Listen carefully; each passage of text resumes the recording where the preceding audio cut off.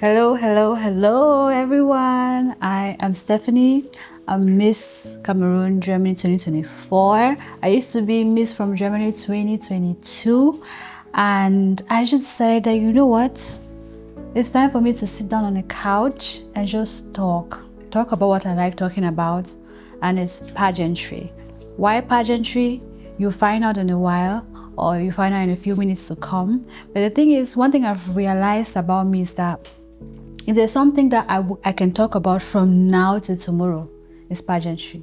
In fact, I call myself the self-proclaimed pageant encyclopedia because I watch pageants, I eat and breathe pageants. So I just said, what's the best thing to do? Why don't I just sit on the couch and just talk about all things pageantry? And because there's so many misconceptions that people have about pageants. So I think it's time for us to discuss this. When it comes to having guests over, don't worry about that. You guys can always, write down in the comments or send me a DM for the kind of guests that you want. Not just pageant related guests, but I think there's so many relations between the beauty pageant world and the modeling world and the business world, in fact, and the real world. And there are so many misconceptions that people have about pageantry that we have to talk about. So if you have any guests that you would like, just let me know and we'll invite them over. So for today, since today is episode 1, I'm going to do something that most of you have probably done when you go and get a job, right? Doing your job interviews, always ask you, tell me about yourself. So today, I'm gonna tell you about me. And this is the only platform that I can just freely talk about myself. So sit back and listen to me, so self-monologue about myself, right? Anyway, so if you've not heard from the beginning, I'm Stephanie. And I started pageantry, I would say 2 years ago. If we're being honest, actually not 2 years ago. I started pageantry in the 2010s. The exact year, I have no idea, but I remember I was pretty young. I was in Form 5 when I first represented my school, Queen of the Rosary College, Okoyong. Shout out to Queen of the Rosary College, Okoyong, the first ever girls' school in Cameroon, the best virgin school in Cameroon. Go and fight with your mom, go and fight with your dad, but that's the truth. That's another story for another day. But anyways, so in Form 5, I was nominated to represent my school at so I think it was like a competition in Manfred or something, but I was nominated to be the Miss Curiosity that will represent. Mind you, at that time, I had not yet won my school competition. I had not won. I was just invited. I was just nominated. I was like, okay. I was really scared. And during that time, I had no idea what the foundation was. The only thing, kind of makeup that we had was literally just white powder and lip gloss.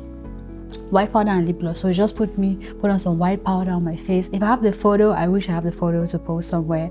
But then I just have my white powder, my lip gloss. And then during that time, we also had like a mister that I had to compete with. So, and it was a girls' school. So there was a girl, they dressed her up as a guy. She was a mister. We worked together. But we did not win the competition because I think it was like just not about the pageant marks. It was not just about the Miss competition points, but also everything else was taken into consideration. So the quiz, dancing, and unfortunately we did not win. But it was a pretty great experience. And after that, I thought to myself, okay, this is nice. And then in lower seats, I was nominated to compete for Miss Curiosity. So that's the Miss of my school. I was like, okay. I was pretty excited, but it was nerve-wracking because, it's like being the most beautiful girl in your school and the winner gets a mirror in their dormitory, and we really wanted a mirror because it's a boarding school and it's like a military camp, so you do have access to things like mirrors and everything. So I was like, okay, everyone is depending on me. I guess that's what I felt like during that period. So the future of the school is in my hands. The future of my house is in my hands. And the house that I was in was, we call it houses because it was like Lord's house, Mount Carmel house, Fatima house. And the particular house that I was in, they called us show. It means we were very pompous. It means we loved showing off. So if we did not win that, it would be a slap in the face because we just always like to show off and everything. I was like, okay, I had to win this. Then I went in for the competition and I won. So that was my first experience in pageantry. And then fast forward, I just forgot about pageantry, went to uni, was the awkward shy girl who is from a girls' school at uni. And then I moved to Germany. And in Germany, I just did not know what to do, because I was very shy, and then there's a new language. I was in a state of dilemma. What should I do? Should I be a model, or should I be an office worker? But I always knew that I wanted to be a model, but I don't know how. So then I started asking around about how it is, what should I do to become a model. And there was little to no resources that I got. I used to watch Germany's Next Top Model, and there were mostly white girls on there. Most of the girls did not look like me. I think I watched one episode or one season of Germany's Next Top Model where this Nigerian black girl won, Tony Dreyer, something like that. And I was so happy. That really, really opened my eyes, like, oh my gosh, Tony. And then I started becoming a fan of Germany's Next Top Model. Then the season after that, the black girls were doing well, but obviously they will not let the black girl win every single year. So I was like, okay, so modeling is good, but then there's a height thing, there's the size thing, you have to be tall. Around that time, I think 2017, 2018, you had to be a certain size, popularly a certain size, to make it far in the modeling industry. And you had to have access to, set card photos, connections to get you into that door. And as a child, a young girl that was in Germany, that could barely speak the language, that did not know so many people, and I knew nothing, there was no way I was going to come into the modeling industry easily. So being the resilient girl that I am, and that I've always been, I had to look for a way. So then there was one day, I think this was in 2020, during Corona period. I was 2019. I was scrolling through social media, and a video came out. It was like the first black Miss Universe in a while, in so many years. I'm like, oh, okay, she's black, she's Miss Universe. I'm like, okay, that's cool. Let's just watch. And I watched. It was Zoe Binitunzi. She was Miss Universe 2019, and when I clicked, the video I watched was a video of her doing her final top 5 Q&A answer. And then she was like, women are the most powerful beings on the world, and one thing that was supposed to teach women is leadership, something like that, in the lines of that. Then I was like, okay, mind you, this is a black girl, short hair, 4C as you can get, and she's winning Miss Universe, most beautiful woman in the universe. And I said, if she can do it, then I can do it too. And then mind you, there was also her final speech that she said that in a world where she grew up, where women who look like her, that have the hair, have like the same hair as her, or have her skin color, are deemed as not beautiful, and something in the line as she wants to show that women, or that black women, are beautiful in every shape, in every size, no matter your hairstyle. I was so touched. I was really touched. I said, okay, this is definitely something that I could do. I decided to, do more research in pageantry. I started showing interest in pageantry. And then fast forward to 2020, when I was still scrolling on Instagram, and then there was another video of this beautiful goddess black girl walking on stage. I was like, wow, she's so beautiful. And then they said, yeah, she's the first black Miss Grand International. I'm like, oh, another black woman has won a pageant? Okay, this is nice. Okay, pageantry, okay. I'm like, she gorgeous. She wore, I can never forget, yellow dress with her gorgeous, thick 4C, long 4C hair, kinky straight 4C hair. And I was like, okay, this is nice. And then she was so beautiful. I was like, okay, now this pageant thing is definitely for me, because look at black girls are winning every single year. Oh my God, I have to do it. And I continued. I started watching Miss Grand International, and I loved her performance so much. I think Miss Grand is one of the pageants that I really fell in love with. I love Miss Universe, but when I watched Miss Grand International, I was like, okay, this is something that, because I'm not more, I'm a shy girl, I would say shy, but then I love to show off, because when I was in secondary school, I was in a girls' school, and we could do whatever. I could be whatever I wanted to be. I could be a journalist, I could be a singer, I could be an actress. I just did whatever I wanted to do. So I think when I watched Miss Grand, I was like, okay, these girls actually have a platform where they can do whatever they want to do, and they can just show their talents. I felt like, okay, Miss Grand is something for me. So I kept on watching that, and then I did research on pageantry. I decided that, okay, so why don't I try my own? Let me try my luck. But I just had it in the back of my mind. And during that same period, a friend of mine sent me a message that, yeah, there's this pageant going on online, and I think you should try it. I'm like, me? No, stop it. Why should I try a pageant? He was like, yeah, you should try it. I mean, and if you win, you get, is it 1,500 euros? I'm like, okay, now you're talking. Now you're making sense. Tell me about this pageant. So he sent me the link, and he sent me like the flyer. So it was a Cameroonian pageant, and it was an online pageant because it was, during Corona period. So I had never done a pageant. Like I said, I did a pageant in secondary school, but I've never done an actual pageant before. And this Cameroonian pageant was supposed to be online, and it was Germany based, so for Cameroonians in Germany. So I said, okay, let me try it out. I tried it out, and mind you, it's a pageant that you have to speak a lot of, French and English, and then you had to do a lot of videos since it was online.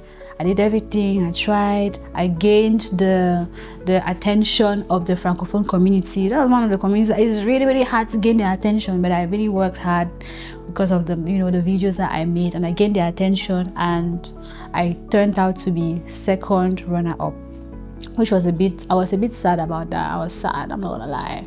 I was sad.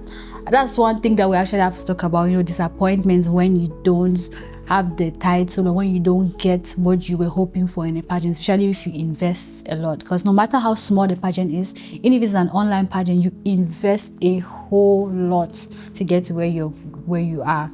So yeah, I was disappointed, I'm not gonna lie. But for me, the disappointment only lasted one day. The next day I was fine. I just moved on. I was like, okay, it happens. Second runner up, I told myself, never again. If you catch me in a pageant, if you see me in a pageant, it's not me. I will never do this again, because it was so stressful. It's not because I was disappointed, but it was way too stressful for me. So okay, let me just concentrate on my book work. Let me study. So I kept on studying and concentrating.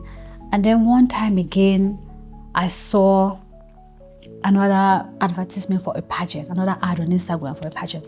So okay, this looks nice, this is interesting. It was for a pageant called Miss from Germany. Like, okay, Miss from Germany, looks nice. The pageant was held in Germany and everything.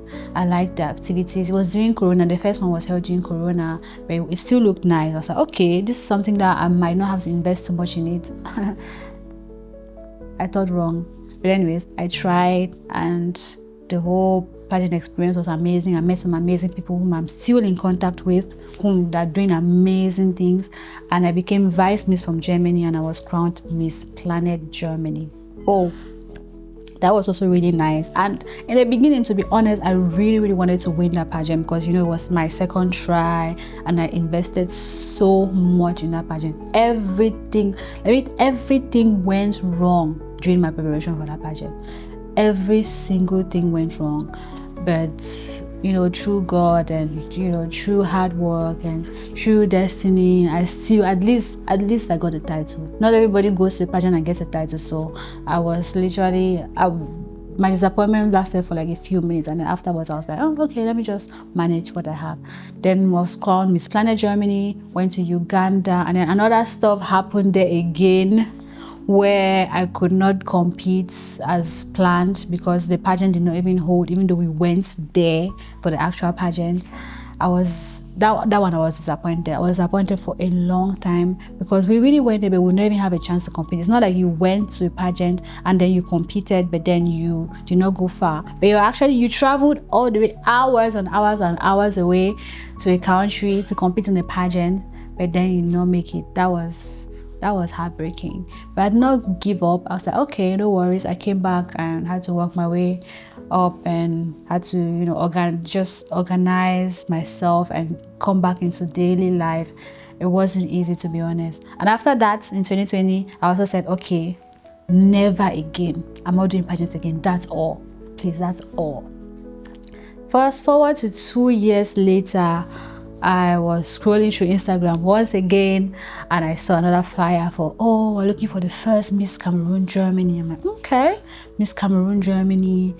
The winner will go to Miss Cameroon. And mind you, Miss Cameroon has the license for Miss Universe and Miss World Cameroon. So I was like, okay, I've always wanted to, the dream of every young girl who does pageants is one day I'd compete at Miss Universe. I was like, okay, if I try this out and I win, hopefully I can, have support to go to Miss Cameroon, because I've always had that in the back of my mind to go to Miss Universe on one of these pageants. And then I competed at Miss Cameroon Germany, and yeah, the rest is history. I actually won the crown, but sadly we don't yet know if we'll be going to Miss Cameroon or whichever pageant we'll be going for. But to be honest, I'm not sad about not going to a pageant for now, because after competing for a pageant, there's the fatigue that you go through. I'm still trying to kind of take everything in, calm down. So I'm not mad about taking this year off in pageantry and everything. So that's my story. That's how I got into pageant. And one thing that this story really has taught me, when I look back at how I first started, and even when I watch my videos of when I started pageantry, to be honest, I've had to delete some of those videos, because oh my god, the look, the hair, the makeup, everything was so weird, and everything was so amateur, so beginner.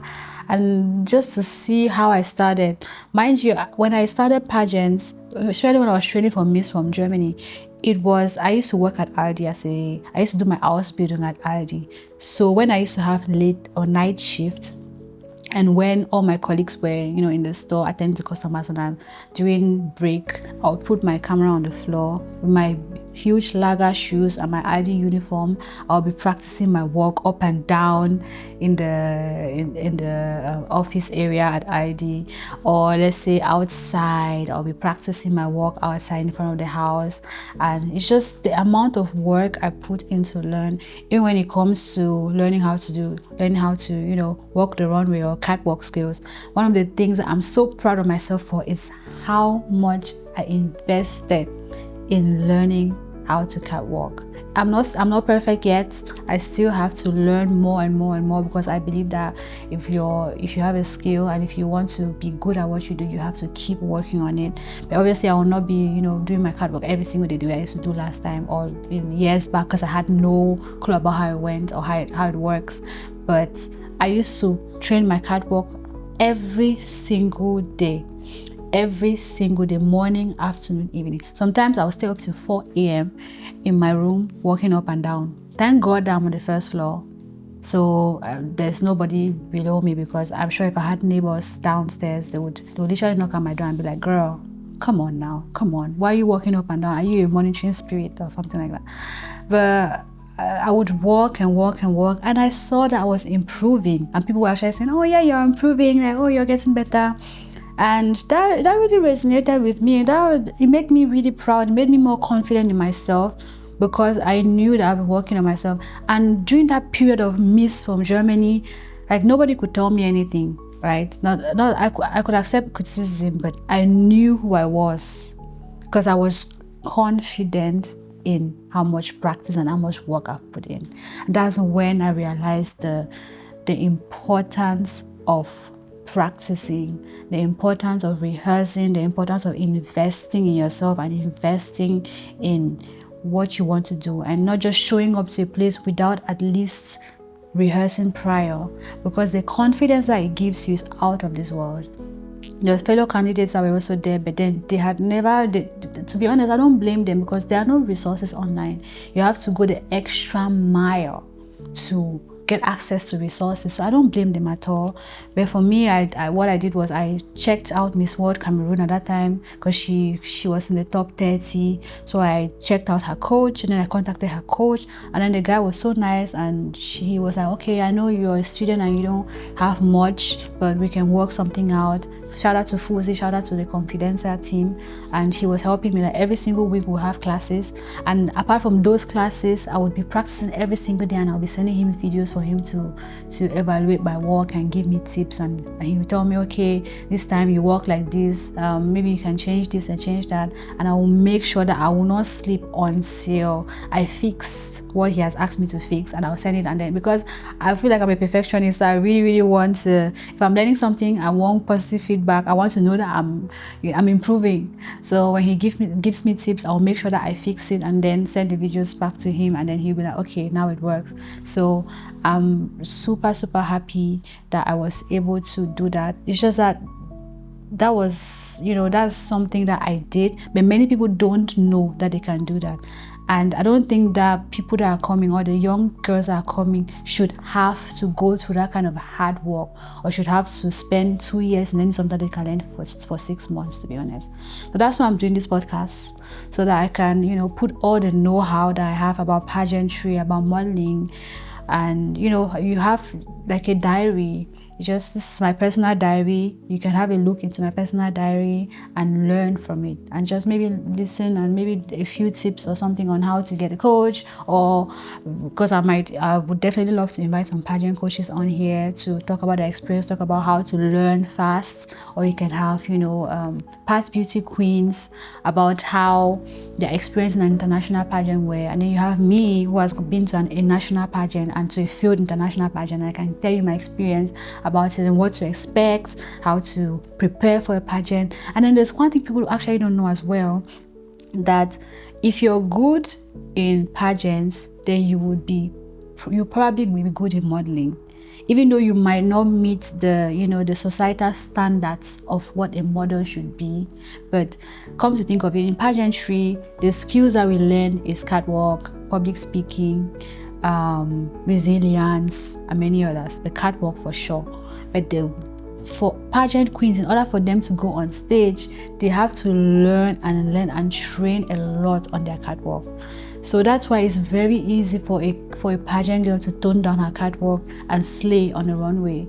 But it's a bit more difficult for a model to come to the pageant scene without prior training and still slay in the pageant scene, even though she might have the perfect body measurements and the perfect physique for the pageant industry. But it's certain technicalities that are very important, that for me, if there's any young girl out there that's interested in the modeling industry, I would definitely say take classes, take pageant catwalk classes, and you slay in both. You slay in pageantry and you slay in modeling. So these are some kind of small tips, that very tiny tips that people don't know about. And I'm really happy that I got the opportunity to learn. It took me so many years, but I mean, that's why we're here, right? So you don't have to take that long to study. So if you have any questions about pageantry, not necessarily about modeling, because I'm not very versed in modeling, but I can have guests that are also very good in modeling, that have been in the industry. So just let me know what you'd like to hear from me. This is my experience, my pageant experience, and take everything I say with a grain of salt. I'm not here to tell you what to do. I'm here to tell you what I have done, and if it applies to you, and if you like to try it out, try it. Sharing is caring. But if you feel like you have your own way that you want to follow, everyone has their own path. That's life. You don't necessarily have to follow what I say step by step. But I think just sharing ideas, because if we share more often, it's gonna help someone out there. Because it's not okay that if I'm looking for, let's say, something in pageantry, I have to search and do gymnastics on the internet not to get a single information. There's so many hidden gems. There's so much information about this industry that is just hidden, and it's not supposed to be hidden. The Asian community, they're very versed in pageantry, and they know a lot, and they share a lot of information. The Latinas share a lot of information, but Africans and Europeans, we just hide stuff. We don't really share. We don't communicate like that. So this platform is going to be that's for us. So thank you so much for watching and for listening to my first ever podcast. Let me know how I did, and let me know what you want me to talk about next. Let me know who you want me to invite next. I'm looking forward to see you next time. I'm still to come up with an official name for the podcast, so bear with me. But once I'm out with the name, you're definitely gonna know. But yeah, comment down what name you would like. I'm thinking of glitz and glam. I'm thinking of beyond the crown. Those are the two names I'm thinking of. So let me know which other ones you would like to recommend. So thank you once again, and have a nice day or evening or wherever you are. Mwah. Don't forget to wear your crown always. Bye bye.